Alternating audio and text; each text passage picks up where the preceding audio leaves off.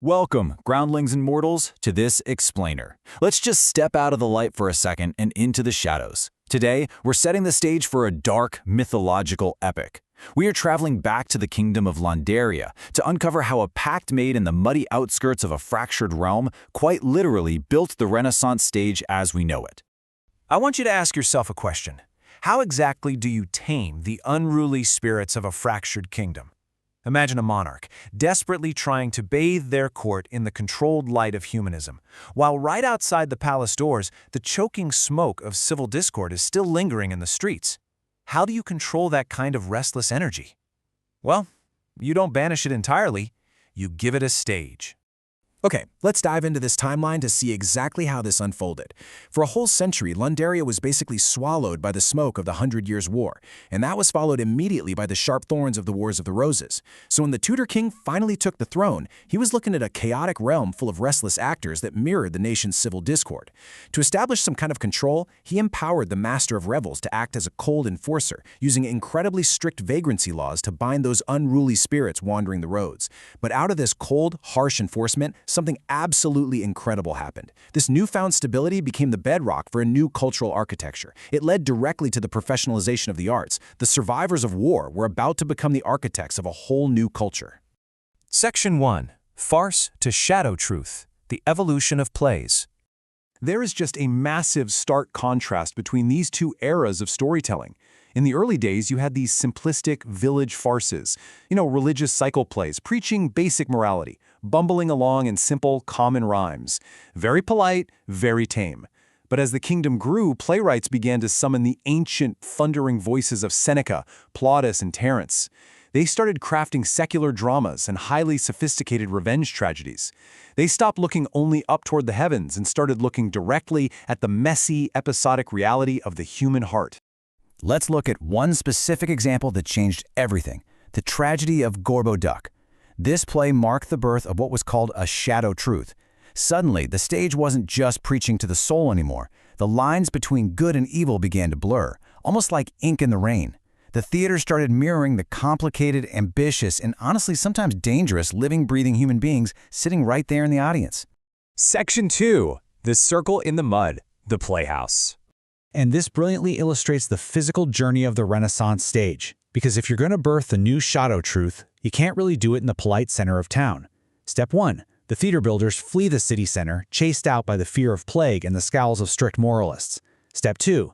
Out in the damp soil beyond the walls, right next to blood-stained bear-baiting pits and inn-yards, they build these great circular structures with thrust stages reaching out like hands right into the crowd. Step 3. This space unites the beggar and the nobleman side by side in a rowdy social hub. The playhouse became a perfectly designed vessel for order, built in the wild outskirts to capture the people's dark, unruly energy and hold it safely within its multi-level galleries. Section 3. The Scholar's Fiery Pact. Artistic Sophistication. It's right into these muddy, rowdy pits that an ominous new force arrived, carrying the dangerous fire of high learning. Listen closely to the words of the scholar's verse. Oh, to tread where stars do weep and monarchs fear to tread, to weave the silver tongue of blank verse from the threads of the dead. It's said that Christopher Marlowe, a prominent member of the highly educated university wits, stood within that great circular structure, smelled the damp stone, and struck a bargain with the very spirit of the stage to birth the monumental play, Dr. Faustus. Through Faustus, Marlowe and the university wits introduced an explosive new concept to the stage, the overreaching spirit. These definitely weren't the simple characters of old village farces. These were characters populated with fiery ambition who dared to challenge the stars and openly question the divine right of monarchs. This massive thematic shift toward ambitious, psychologically complex narratives became the absolute hallmark of the university wits' collective legacy. Now, what's really interesting about this is how they actually delivered these dangerous ideas. Marlowe, alongside his peers, introduced a refined blank verse. Like a scholar's incantation, they completely replaced those simple, common rhymes with an academic, sophisticated, poetic form that elevated the dramatic language. It echoed like thunder through the galleries. It was this perfect blend. It had academic rigor, but it still deeply satisfied the raw hunger of the rowdy public standing in the pit. Section 4. Mirror of Human Ambition, Defining a Legacy. So the crucial point is this.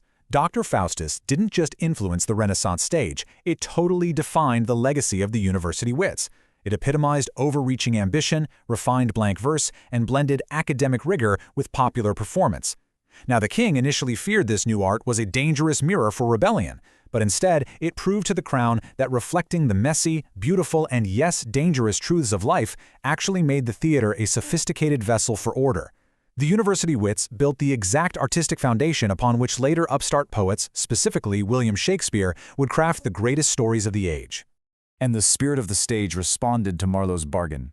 By the ink of the scholar and the sweat of the pit, the shadow is captured by the player's wit. The upstart shall follow where the wits have led, building kingdoms of poetry from the fire we have spread. Marlowe's pact ensured that while the king ruled the physical land, the shadow truth would forever rule the stage. Which leaves us with this final thought. If the Renaissance stage was a shadow truth, built from the smoke of civil war and the fiery ambition of scholars, what overreaching spirits does our modern mirror reflect today? When we look at our own entertainment, are we seeing simple farces, or are we looking at the dangerous, messy realities of our own human hearts? Keep questioning the shadows, keep looking for the truth in the reflection, and we'll see you in the next explainer.